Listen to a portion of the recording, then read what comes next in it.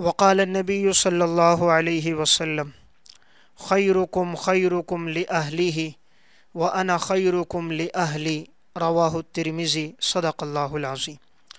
نبی اکرم صلی اللہ علیہ وسلم نے ارشاد فرمایا، تم میں بہترین انسان وہ ہے جو اپنے گھر والوں کے ساتھ اچھا ہو، اور میں اپنے گھر والوں کے ساتھ سب سے اچھا ہوں۔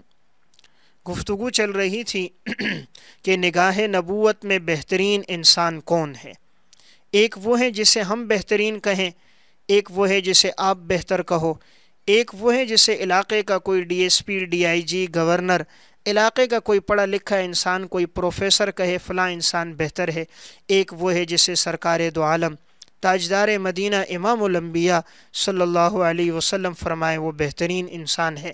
تو چھٹا خوش نصیب انسان وہ ہے، آپ نے فرمایا جو اپنے گھر والوں کے ساتھ اچھا ہو۔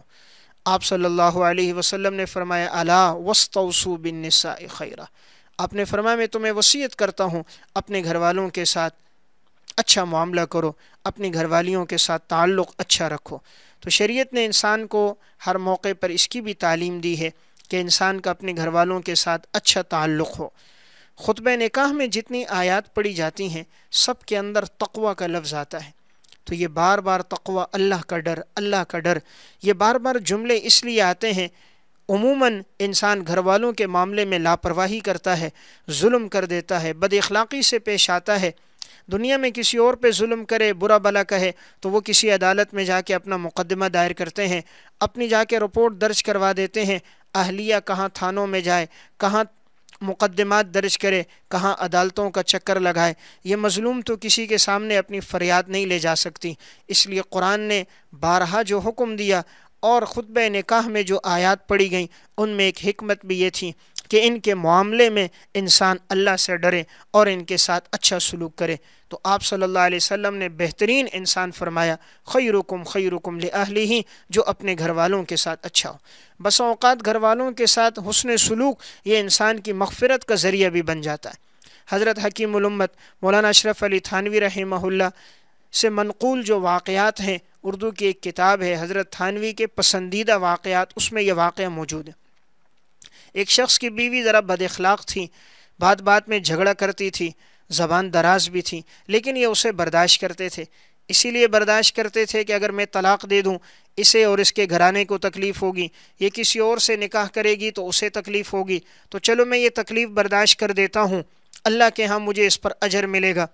اب یہ اس تکلیف کو برداشت کرتے تھے، سمجھاتے اسے بات نہ سمجھ آتی، پیار سے بتلاتے اگر پھر بھی بات نہ سمجھتی تو انہوں نے اسے طلاق نہیں دی کہ شریعت نے طلاق کو مبغوض ترین قرار دیا ہے، اور یہ طلاق سے اپنے آپ کو بچاتے رہے۔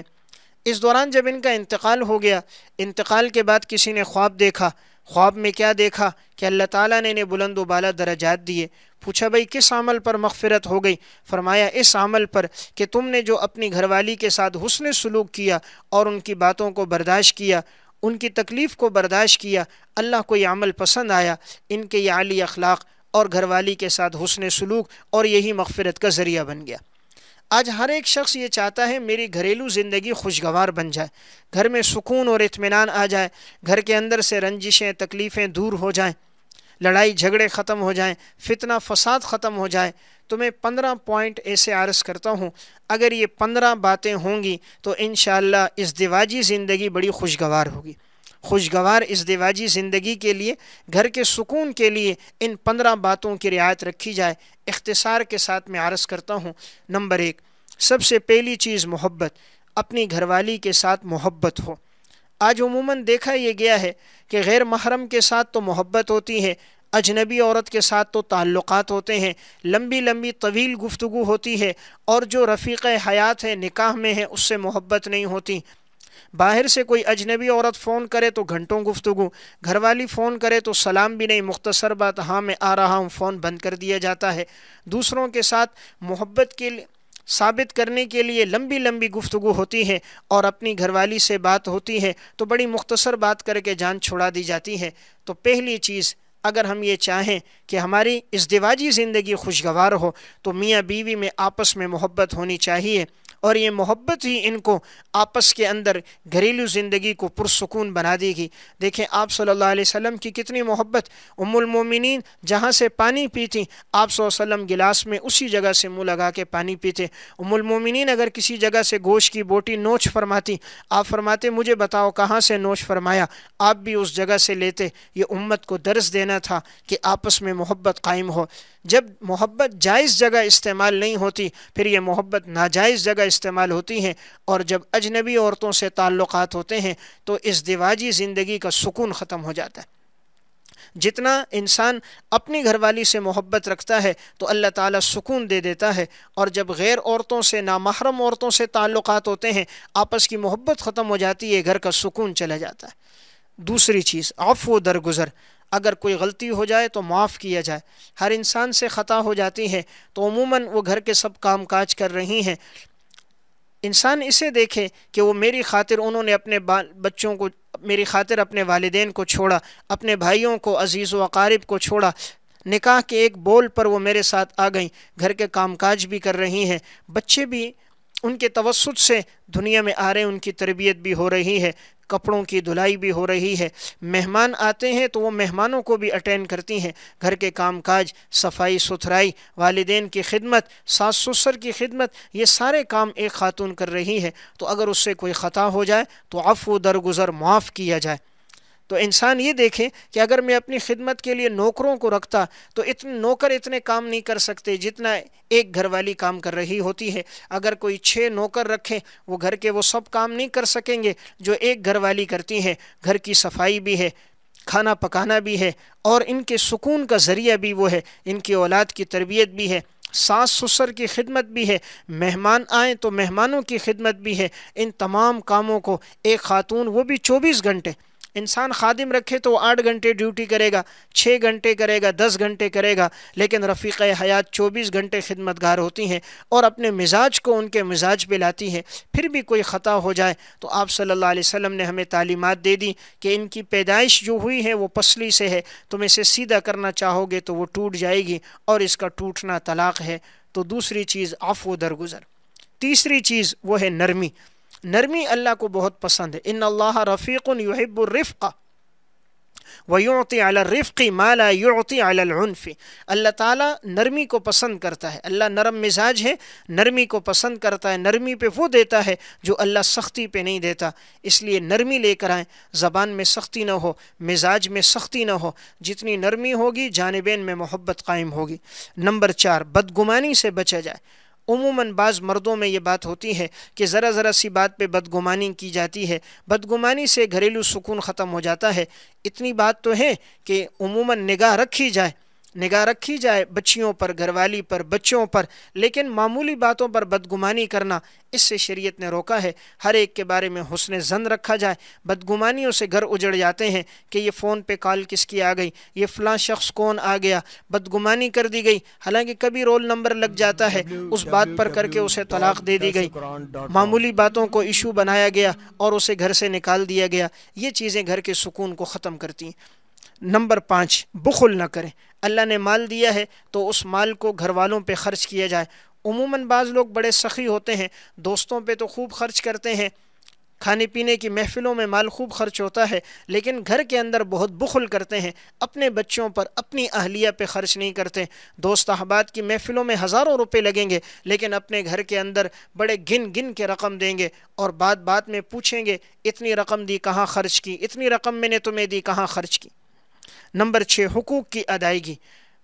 لازم ہے کہ مرد کی ذمہ لازم ہے کہ وہ اپنی اہلیہ کے حقوق ادا کرے، ان کے جسمانی حقوق کی ادائیگی ہو اور ان کی رعایت بھی رکھی جائے، جس چیز سے انہیں خوشی ہے اس کی خوشی کی بھی رعایت رکھی جائے۔ جب حقوق کی ادائیگی ہوتی ہے تو ازدواجی زندگی میں سکون آتا ہے۔ نمبر 7، بیوی کے لیے نظافت اختیار کریں۔ جس طرح شوہر کی یہ خواہش ہوتی ہے کہ میری اہلیہ میرے لیے صاف ستھری رہیں، ان کے جسم سے خوشبو آئے، وہ معطر ہوں، اسی طرح مرد کو بھی اس بات کا اہتمام رکھنا چاہیے کہ ان کے جسم سے بھی بدبو اور تعفن نہ ہو اور صاف ستھرا جسم ہو۔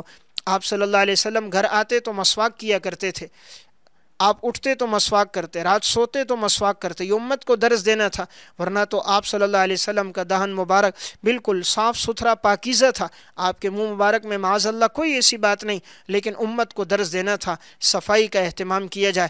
بعض لوگوں کو نسوار ڈالنے کی عادت ہوتی ہے، بعض گٹکا کھانے کی، پان کھانے کی، تو منہ سے ایک بدبو آ رہی ہوتی ہے، اور بعض دانتوں کی صفائی نہیں کرتے، مسواک نہیں کرتے، اس وجہ سے تعفن ہوتا ہے۔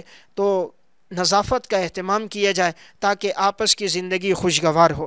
نمبر 8، تعریف و انعام۔ اگر کوئی اچھا کام کرے تو اس پر تعریف کی جائے اور اسے انعام بھی دیا جائے۔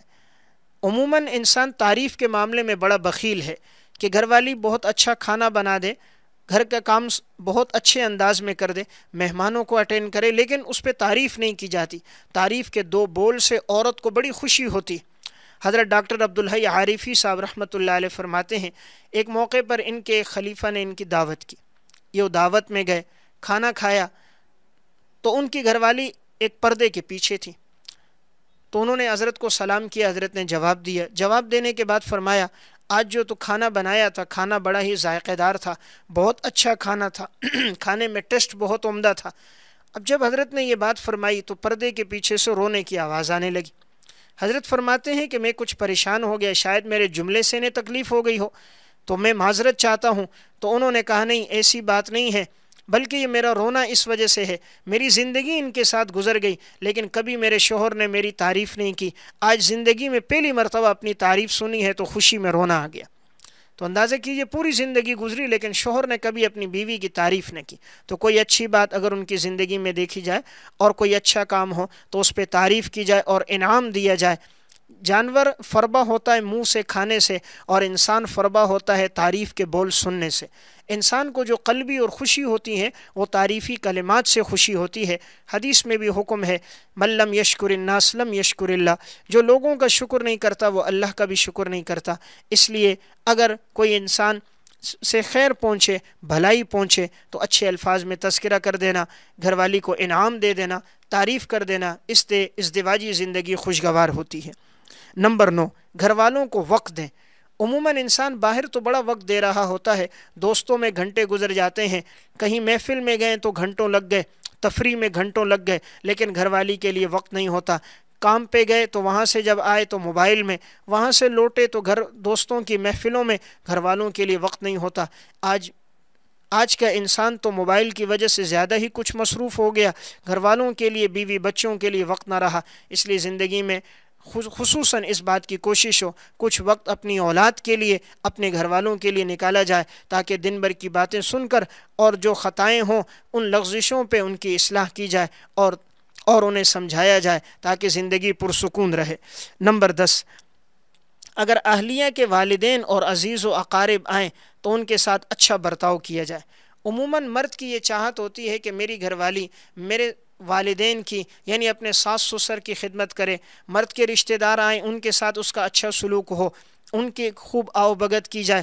لیکن اگر اہلیہ کے والدین کبھی آ جاتے ہیں اور ان کے عزیز و اقارب رشتہ دار آئیں تو مرد عموماً انہیں توجہ نہیں دیتا اور ان کی خدمت نہیں کرتے، انہیں وقت نہیں دیتے، ان کے ساتھ بات چیت نہیں کرتے، اگر وہ آ گئے تو اٹھ کے نکل جاتے ہیں۔ اس سے نفرتیں بڑھتی ہیں۔ جس طرح ہم یہ چاہتے ہیں کہ ہماری اہلیہ ہمارے والدین کی خدمت کرے، تو اس کے والدین بھی اگر کبھی آئیں، انہوں نے آپ کو لخت جگر دی ہے اور اس کے ساتھ ساز و سامان بھی دیا، بیٹی کو پالا پوسا، تعلیم اور تربیت کر کے آپ کے حوالے کر دیا، اب اگر وہ کبھی اپنی بیٹی کے گھر آئیں تو مرد کو چاہیے کہ انہیں وقت بھی دے اور ان کی خوب خدمت بھی کرے تاکہ جانبین میں محبت قائم ہو جائے۔ نمبر 11، مشورے کا اہتمام ہو۔ کوئی کام کرنا ہے چاہے بھلے اپنی رائے سے کیا جائے، لیکن اہلیہ سے بھی مشورہ لیا جائے۔ جب انسان مشورہ لیتا ہے تو جانبین میں محبت بڑھ جاتی ہے۔ نمبر 12، مثبت سوچ رکھی جائے۔ مثبت سوچ رکھی جائے، منفی سوچ سے بچا جائے۔ مثبت سوچ ہوتی ہے تو آپس کے تعلقات کے اندر دن بدن اس میں ترقی آتی ہے، اور اگر منفی سوچ ہوتی ہے تنزلی کی طرف انسان چلا جاتا ہے۔ نمبر 13، ہر وقت ملامت اور تنقید سے گریز کیا جائے۔ عموماً ایسا دیکھنے میں آیا ہے وہاں ازدواجی زندگیوں میں سکون نہیں ہوتا جہاں ہر وقت ملامت، مجلس میں بیٹھے ہیں ملامت، باہر نکلے ہیں ملامت، بات بات پہ نکتہ چینی، تو محبتیں عقیدتیں ختم ہو جاتی ہیں۔ اس لیے اگر اہلیہ کو سمجھانا ہے تو تنہائی میں سمجھائیں، تعریف کرنی ہے تو مجلس میں کریں۔ عموماً ہم اس کے برعکس کرتے ہیں، تعریف کرنی ہے تو تنہائی میں کرتے ہیں، اور روک ٹوک کرنی ہے، ملامت کرنی ہے تو سب کے سامنے، اپنے والدین کے سامنے اسے برا بھلا کہیں گے، رشتہ داروں کے سامنے، عزیز و اقارب کے سامنے اسے برا بھلا کہیں گے، اس سے اس کی عزت نفس مجروح ہوتی ہے۔ اللہ تعالیٰ نے اسے بھی ایک عزت اور ایک مقام دیا ہے، تو سمجھانا ہو تو تنہائی میں سمجھایا جائے۔ نمبر 14، ہدیہ دیا جائے۔ ہدایہ سے محبت بڑھتی ہے، شریعت نے بھی درس دیا کہ ہدیہ دو تاکہ محبتیں قائم ہوں۔ تو سفر میں جائیں تو ہدیہ لے کر آئیں، کہیں باہر جانا ہو تو ہدیہ لے کر آئیں۔ عورت اپنے شوہر کے ہدیے کو بہت عقیدت سے رکھتی ہے اور ساری زندگی یاد رکھتی ہے۔ ایک شوہر نے اپنی بیوی کو نکاح کے موقع پر جب رخصتی ہوئی تو انہوں نے اسے ایک ہار لا کر دیا، تو اب ساری زندگی انہوں نے اس کو بہت سنبھال کے رکھا۔ ایک موقع پر کسی نے ان سے پوچھ لیا، تمہیں زندگی میں سب سے زیادہ کس چیز سے محبت ہے؟ انہوں نے کہا مجھے اپنے اس گلے کے ہار سے محبت ہے۔ کہا کیوں؟ کہا یہ میرے شوہر نے مجھے ہدیے میں دیا۔ تو عورت ہدیے کی چیز کی بڑی قدردانی کرتی ہے، چاہے وہ ہدیہ کم بھی ہو، لیکن جب محبت سے لایا جاتا ہے تو جانبین میں الفتیں بڑھ جاتی ہیں۔ تو اللہ نے مال دیا ہے، جس طرح انسان یہ مال دوست احباب میں خرچ کر رہا ہوتا ہے، اگر اس سے کم مقدار میں اپنی بیوی بچوں پہ، اہل و عیال پہ خرچ کرے گا تو جانبین میں محبت بڑھے گی۔ آخری بات 15ویں، گھریلو کام کاج میں تعاون کیا جائے۔ گھریلو کاموں میں ان کے ساتھ معاونت کی جائے۔ بسا اوقات کام زیادہ ہوتا ہے، کر کر کے تھکاوٹ ہو جاتی ہے، تو ان کاموں میں اگر معمولی معاونت بھی ہوگی، ازدواجی زندگی پرسکون ہوگی۔ ساتھ ساتھ انہیں دعاؤں میں بھی یاد رکھا جائے۔ انسان کی دعائیں بھی قبول ہوتی ہیں جب انسان اپنی اولاد کے لیے، اپنے گھر والوں کے لیے دعا کرتا ہے۔ قرآن کی بھی یہ تعلیم ہے، ربنا هب لنا من ازواجنا وذریاتنا قرۃ اعین وجعلنا للمتقین اماما۔ اے اللہ تو ہمیں اولاد عطا فرما، ہمیں گھر والی عطا فرما جو ہماری آنکھوں کے لیے ٹھنڈک بنے۔ اگر ان اصولوں کو مد نظر رکھا گیا تو ہماری زندگی پرسکون ہوگی اور ہم نگاہ نبوت میں بہترین انسان بن جائیں گے۔